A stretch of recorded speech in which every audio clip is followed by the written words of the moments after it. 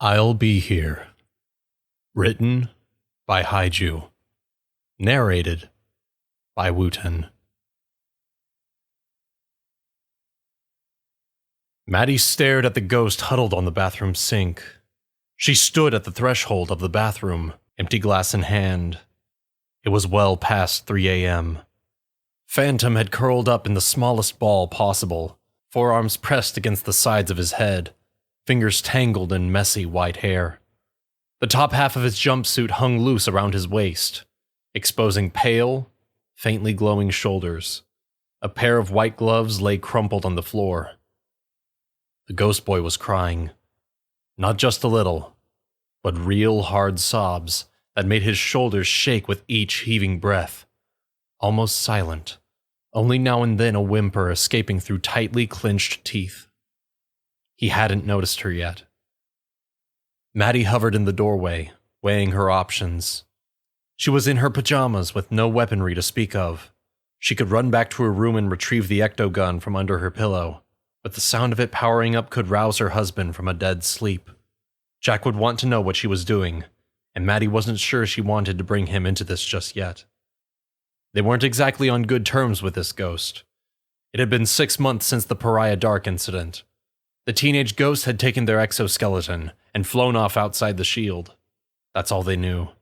An hour later, the town had returned to its proper dimension as mysteriously as the incident had begun. They had no evidence proving that Phantom had defeated Pariah Dark. People jumped to their own conclusions. They called Phantom a hero, but Maddie hadn't been convinced. Instead, she'd developed a burning curiosity. What drove this strange ghost that everyone seemed to accept as a force for good? She'd gone out of her way to study Phantom, with suspicion at first, then growing interest. The results had been puzzling. He did, in fact, prevent other ghosts from doing harm. He rarely exhibited the aggressive tendencies of other ghosts. In fact, he seemed to actively defend humans when they got in harm's way. Phantom was an enigma, certainly, but an enemy? Maddie could no longer believe it. Now here he was, inches from her, crying as if the whole world had fallen apart. Questions circled in Maddie's mind. What are you doing in my house? How long have you been here? What do you want, ghost? A little to her surprise, what came out instead was, "Are you all right?" Phantom's head jerked up, and he looked at her with wide, red-rimmed eyes. He gasped and scrambled up, then tripped over himself and fell backwards into the shower curtain. The ghost flailed and crashed through it into the tub. Shampoo bottles and soap clattered in all directions. Maddie winced at the racket. Luckily, Jack and Danny were heavy sleepers, and Jazz was out of town. A pitiful groan sounded behind the curtain. She pushed it aside to find Phantom lying face up in the bottom of the bathtub, arms and legs askew. "Still here?" she asked mildly. "Too tired to phase," he mumbled, eyes dropping. He glanced up at her, sidelong. "You gonna shoot me?" She raised her empty hands. Phantom rolled onto his side, wincing, and pressed his cheek into the white porcelain. "Then could you go away? This is my house." "Sorry." His voice sounded choked and a little too high, like he was ready to burst into tears again. The shower curtain was streaked with green. So was the floor, the counter, the inside of the sink. "There's ectoplasm all over my bathroom," Maddie stated. "Sorry." She looked around and realized that the first aid kit sat on the toilet, half open and with its contents spilling out onto the floor. "Were you trying to bandage yourself?" He curled in on himself, breath hitching. "Sorry." Maddie sighed. This was probably a bad idea, but... Picking up the kit, she sat on the closed lid of the toilet and settled it into her lap. She patted the side of the tub. "Sit down. I'll fix you up." The ghost didn't move. What happened to dissecting my smoking remains? What happened to the fearless hero? Phantom looked away miserably. "I'm no hero." Maddie blinked. That wasn't a very characteristic response. She studied Phantom again. Injuries littered his arms and chest, half hidden behind a patchwork of gauze and band-aids. Bruises painted his young torso and arms like mottled abstract tattoos, some aging out and almost gone. others vivid with green-black blood pooling fresh beneath the skin. Eyes, sunken and shadowed, stared glassily into the distance, as if he'd gone days without sleep. His fingers, cradled under his chin, twitched nervously. He seemed strung out, exhausted, spent. "Let me help you," she coaxed, a little more gently than she'd first intended. Those nervous fingers clenched into fists. No. Ectoplasm had begun pooling around the drain, and fell into the pipe with a faint but steady drip. "You're still bleeding. What do you care? Just leave me alone." Maddie knew it didn't make sense. She wasn't even sure of her own motivations, only that it felt too pitiful to see him like this. She leaned forward and let her voice slip into a whisper. "You know what happens if you stay in that tub, right?" Phantom stared up at her, dull fear flicking up behind the exhaustion. "What?" Maddie put on her most serious face. "You'll turn into a raisin." The ghost's face twisted into a blank surprise. Maddie leaned back and crossed her arms. "It's true. You'll shrivel up and then I'll have to explain to my family why there's a giant ghost raisin in the bathtub." That earned a tiny grin. Maddie felt gratified. That'd take far more explanations than I'd care to go through. So you'd better get out of there. Phantom covered his face with his hands and chuckled. "That's the stupidest argument I've ever heard. As stupid as choosing a ghost hunter's bathroom to do your first aid?" He peeked up through his fingers, considering. "Maybe." She offered him a smile. "Then I win." "Fine." Phantom held his left arm close to his body and levered himself up with his right. Pulling his legs into a crouch, the ghost gingerly turned to sit on the edge of the tub. There was something a little heart-wrenching in the way that he so easily exposed his back to her. Maddie was his enemy. He was too naive. Maybe so was she, sitting here unarmed, bare inches from the most powerful ecto-entity in Amity Park. All thoughts ground to a halt as she caught sight of the jagged wounds that marred the ghost's back. 4 long, deep parallel cuts ran from the top of his left shoulder and curved into his side.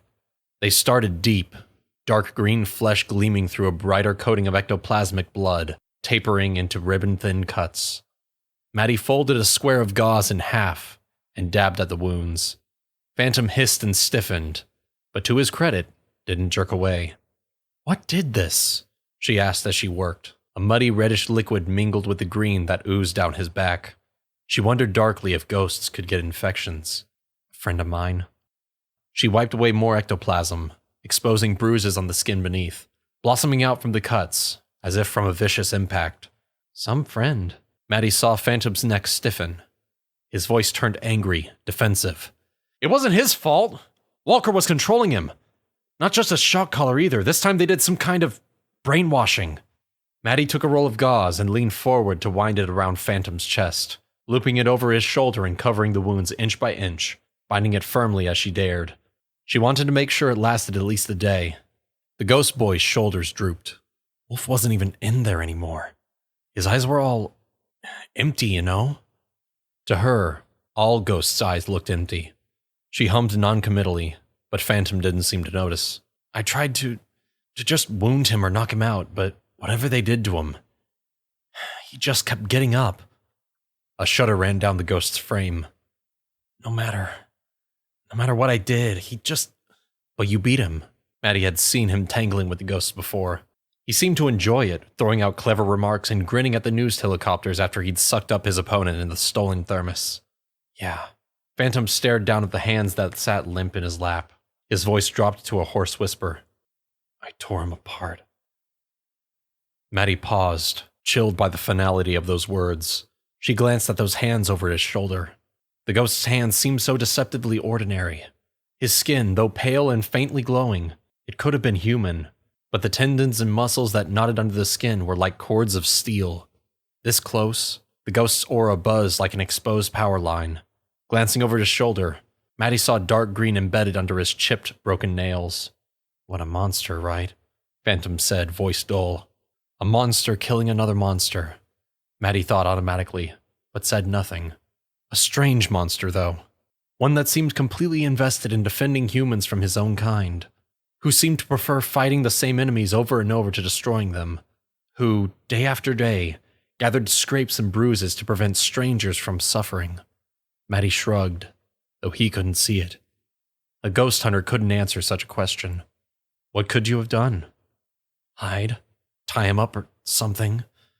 Or, he hesitated, picked at a scab on his thumb. Not fight back. She frowned as ugly green seeped through the gauze, retracing the claw marks. She wound on another layer. You can't mean that. What was I supposed to do? He dragged his hands through his hair, gripping fistfuls of the dirty white strands. Bright green fluid oozed through the band-aids on his knuckles. I didn't want to hurt him. I just... His voice sank so low that she barely heard it. I didn't want to die. I see, she said hesitantly. She didn't see at all. For the first time, Maddie wondered just how aware ghosts might be of their own fragile claim to existence. And yet for him it was real. For him, it was life or death, even if she couldn't call it living in the sense that humans understood it. Phantom, it's okay to— It is not okay! He jerked away, yanking the bandages from her hands as he turned to her. Green fire burned from his eyes, feral, dangerous, and inhuman. Static crackled through the ghost's hair, and it bristled like a dog's hackles. I killed my friend, just to save my own hide. I did that, don't you get it? He swept his hand through the air in a vicious gesture. There is nothing okay with somebody who'd do that. Maddie gazed at him, then slowly shook her head. That wasn't the ghost she'd been studying the past few months. Neither was this frightened child in front of her.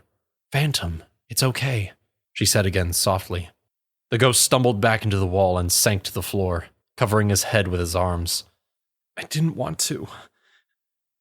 I didn't. Maddie set aside the kid and knelt next to Phantom, putting a hand on his shoulder. A chill seeped through the gauze and bit into her skin, but she ignored it.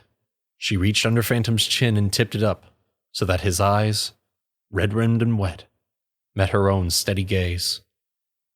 It's okay.